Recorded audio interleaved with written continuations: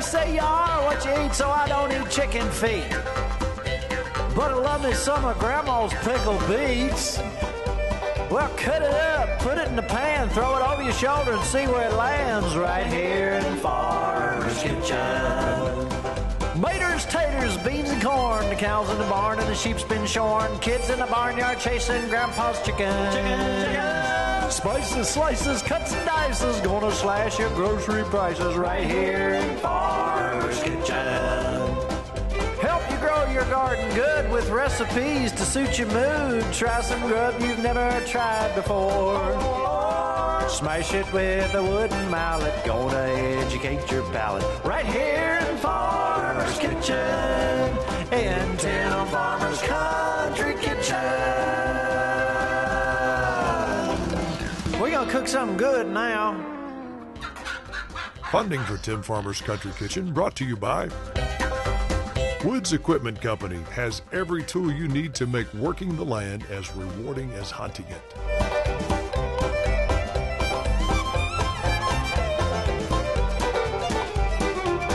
L81 Bottling Company. Taste, love, and share the tradition.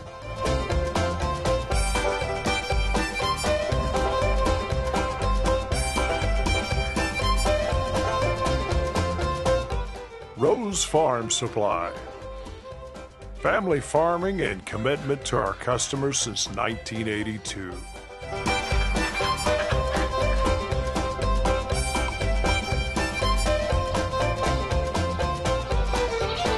Housewarmings, the outdoor living and fireplace experts.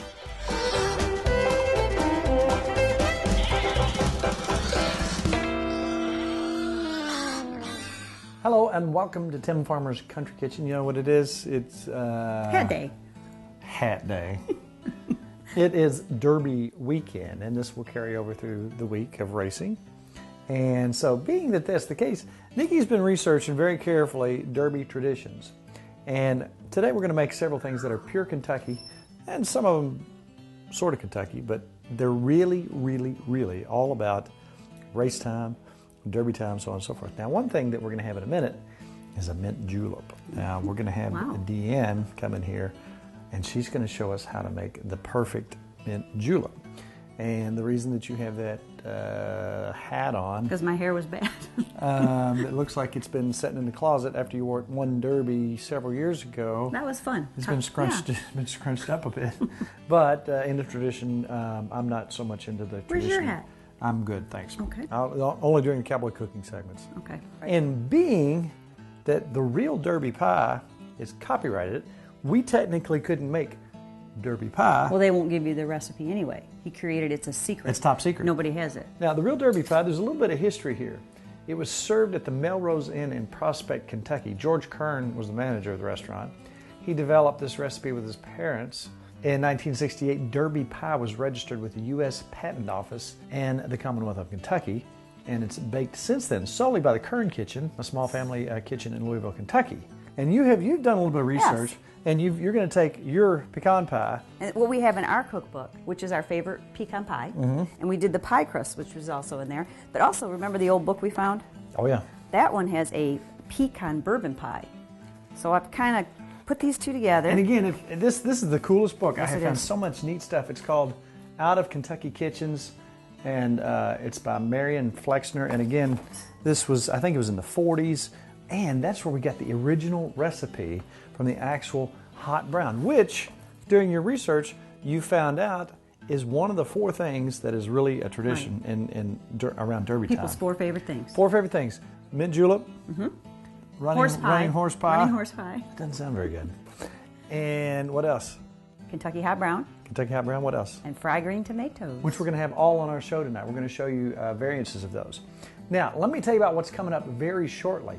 We have finally done it. Last year we had a segment with a fellow who came out and he showed us what we could do for sheep. We want to raise hair sheep. Now, when I say hair sheep, that's a sheep that sheds its hair. They're not wool sheep. They don't come in and shear them. Okay. They're meat sheep.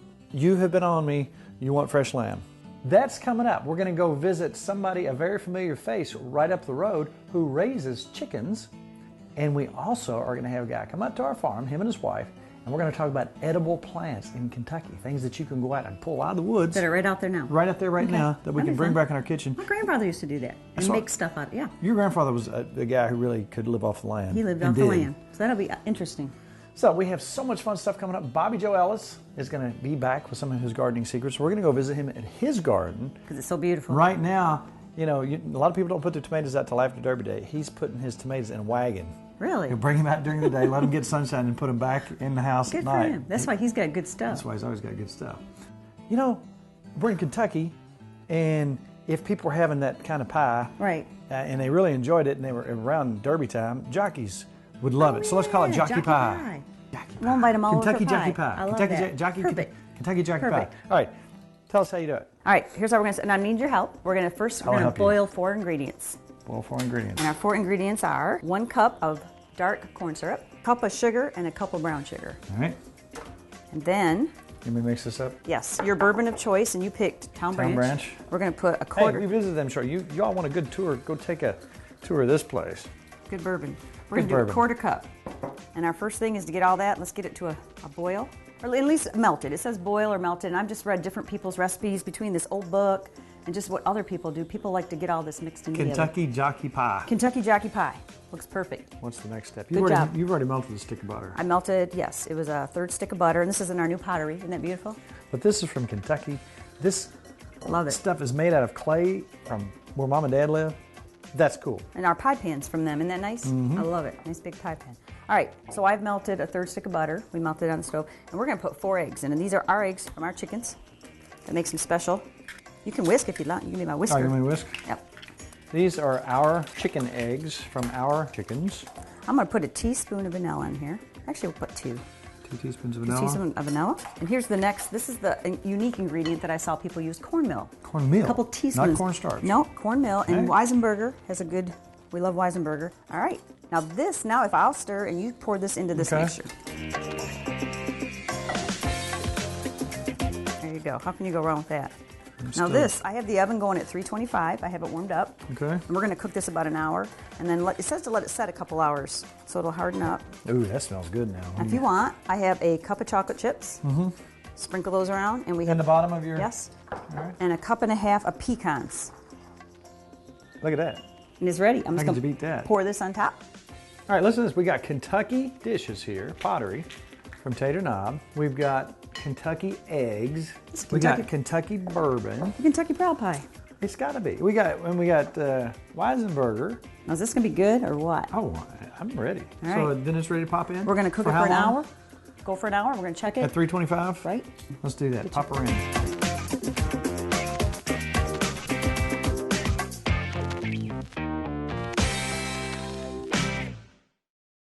All right, now, we got a couple more things coming up. We're going to clean this mess up and wait for DeAnne, but that's already smelling good back there.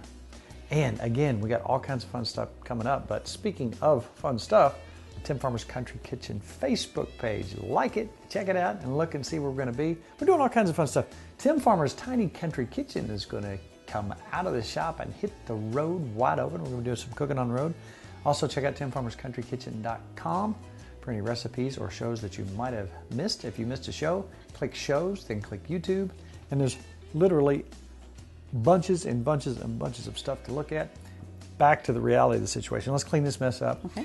DeAnne's going to be here shortly, so let's clean this mess up. She's going to show us how to make her version of the mint julep, which is yummy. I've had it. And you know what? Let's get cleaned up because she's going to be here any minute. Nice hat. Do you want to wear it while I clean? No, I'm good. Thanks.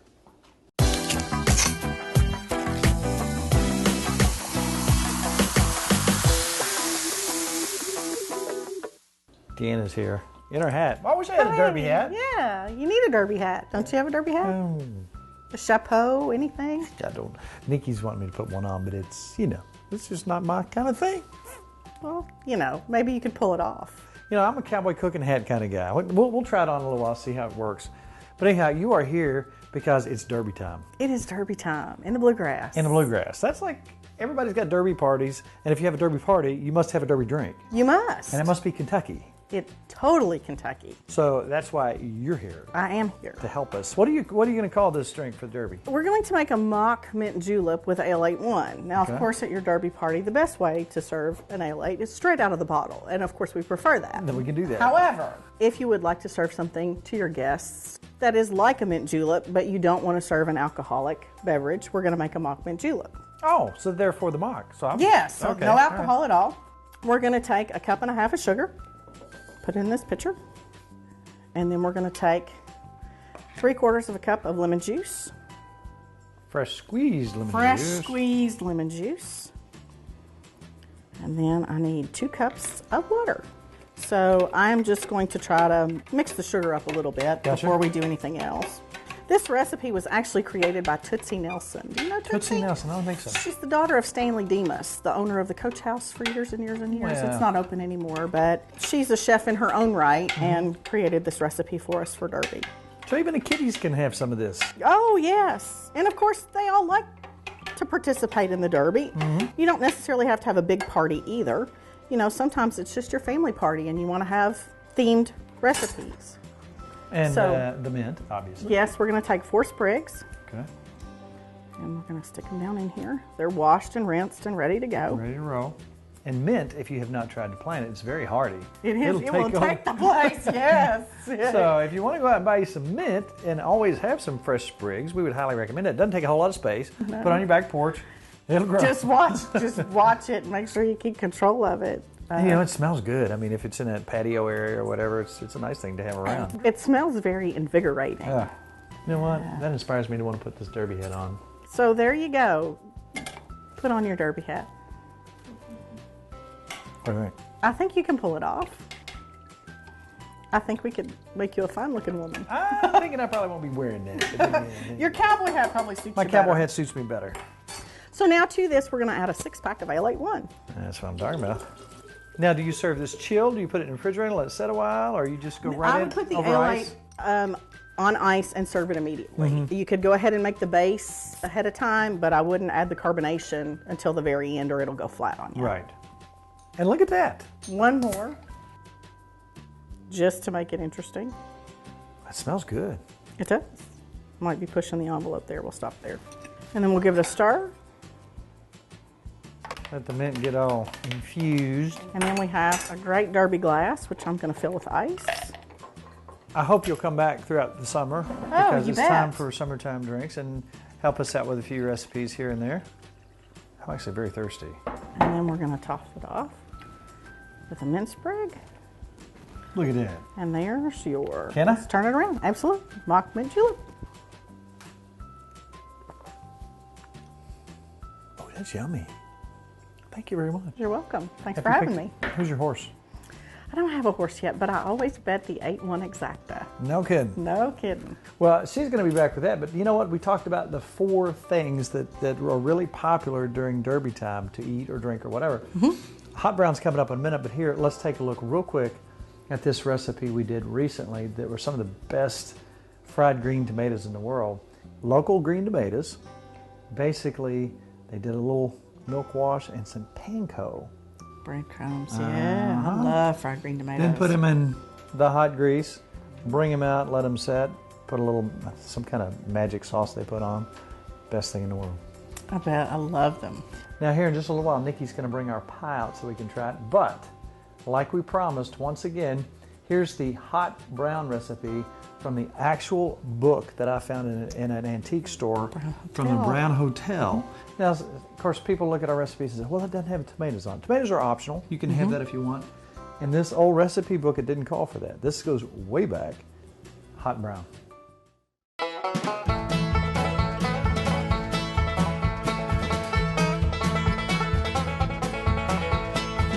All right, I'm going to read directly from the book. Now, this is apparently the way they served it back in the 40s, and that's someplace I want to visit, the Brown Hotel. That's a cool, cool place. Anyhow, here we go. And here's what it says in here. It says, for some reason, this sandwich, the brown sandwich, hot, seems to be more popular than the cold brown sandwich, and visitors to Brown Hotel will often order this without even consulting the menu. I like it in winter on a cold day, but I am still partial to the cold brown sandwich when the weather's hot. And here is their ingredient. Now we're going to cut it down to a quarter because we're just eating what we're eating today. And there are so many ways you can mix this up. But we're going to do a very simple cream sauce today. Now what we're going to do is we're going to melt our butter in the saucepan. 2 tablespoons, right? 2 tablespoons. Careful not to burn. Now I'm making the whole portion of cream. This is going to be much more than we need, but so many things we can use cream sauce in, and we are so excited. We're using a Chardonnay for this, a dry white wine. We've got some folks who we're going to talk to very shortly who make wine in Kentucky, but guess what? What? All Kentucky grapes. It's good wine too, isn't it? How about that? That's our little secret. We'll have to tell you about that very shortly. All right, we're going to get our butter melted. Now we're going to thicken that up. I wouldn't say we're going to make a roux because we're just going to let it get thick. Then when that starts to thicken up, if you will start to pour that warm milk in there. You ready? A little bit at a time. Just keep on thickening that up. Interesting. That's how it is. Keep on mixing that in. We're going to keep breaking this up and stirring that in until it thickens. It's starting to thicken up nicely. More milk? Go ahead. Yep. Then add the rest of it. We'll be good to go. Yep. Now the one thing about the hot brown, if you've ever had one, you know that it's cheesy. We are not going to spare any cheese here. All right, I'm going to let this go for about 5 minutes, really stirring until it really breaks up. It's getting thick. And then we're going to add about a third a cup. Is that about a third cup? I'd say it is. We're worn our measurements off the side of our measurement cup. We need to get it on. See how it's thickening up nicely? Come back with our cream.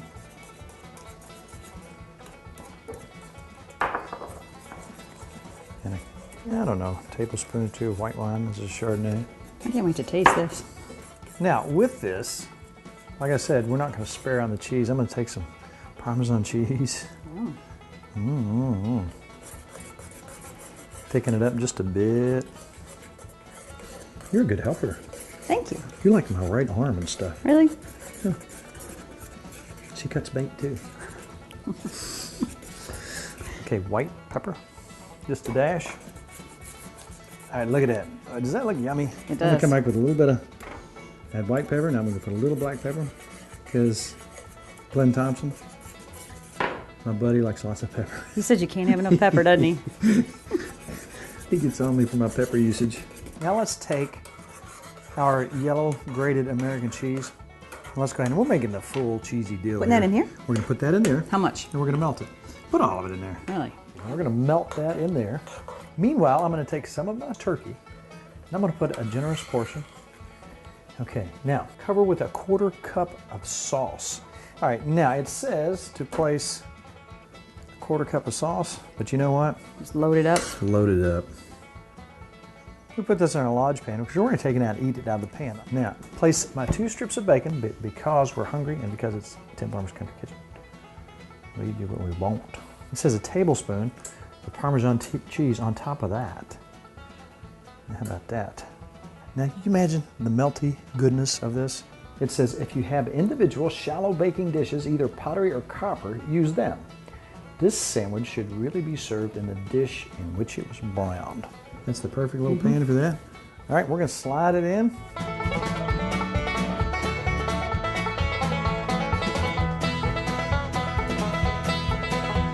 All right, we're bubbling and boiling, and I'm seeing. Oh, why don't you take a look at that? Wow, yummy. Oh, you smell that little bit of heaven right there?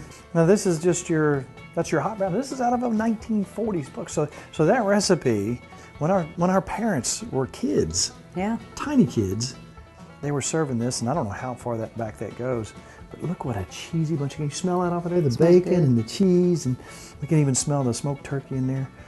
All right, we're ready to try this. It's still hot, so be careful.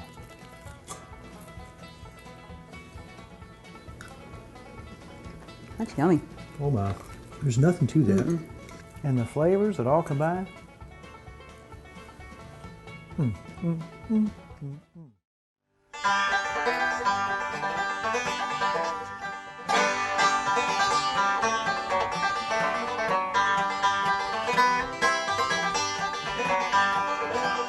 I'm I'm picking up early at 8:30, stopping at the store and getting some bait. We got popping nap and 2 cane bowls headed to the honey hole.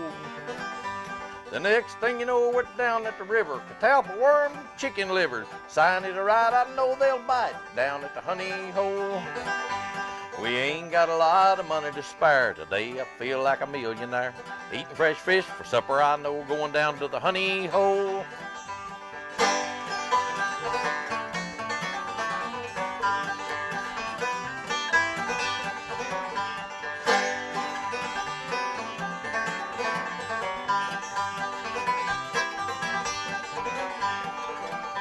We'll throw back some and keep a few. We always catch you some more than I do. If I didn't have to work every day, I'd go down to the honey hole.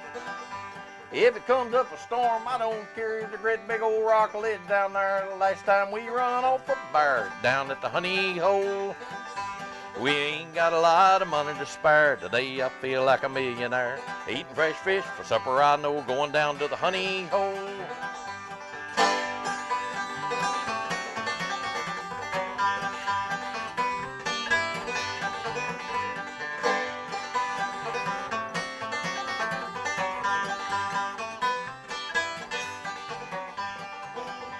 He'll get out skillet cornmeal and grease. I'll go out back and clean the fish. Be the best eating you ever saw. Hush puppies and coleslaw. Now after supper, me and Burley go watch the Tim Farmer Country Kitchen Show. I like Tim Farmer, but I hope he don't know about our honey hole. We ain't got a lot of money to spare today. I feel like a millionaire. Eating fresh fish for supper, I know, going down to the honey hole.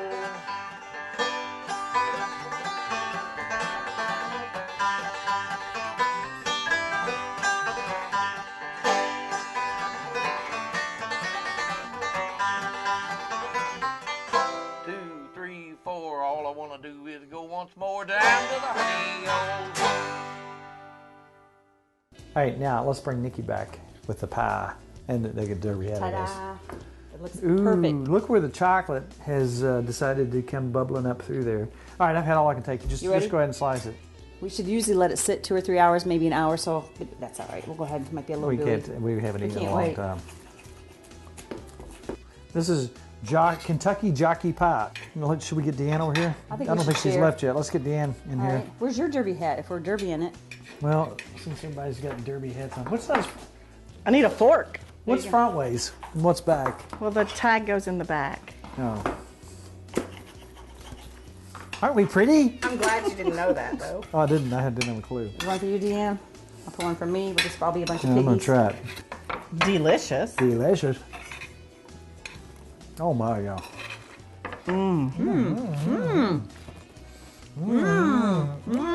That's a winner. I'm telling you what. Good pie. Well, happy Derby week, I guess you could say. DeAnne, thank you for coming out and helping us with the Mock Mint Julep. Even the kiddies can have this one. My pleasure. All right, from Millionaire's Row here, should we say 100 Heirs Row? Yeah. It's the row of beauties, and it's all about good times. Good friends. And good eats. We'll see you next week on Tim Farmer's Country Kitchen. To order a cookbook or DVD of the show, please call 502-319-0487 or email timfarmerck@gmail.com.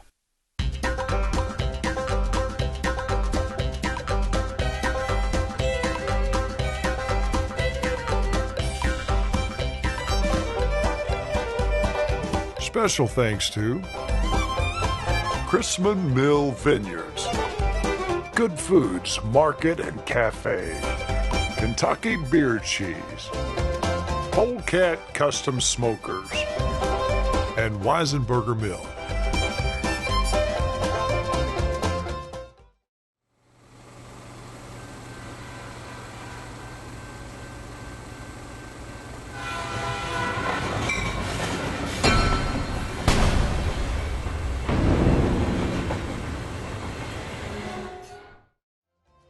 Funding for Tim Farmer's Country Kitchen brought to you by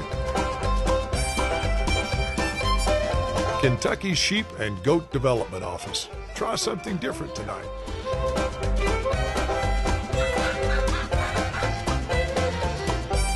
Salt Rocks, the flavor of life.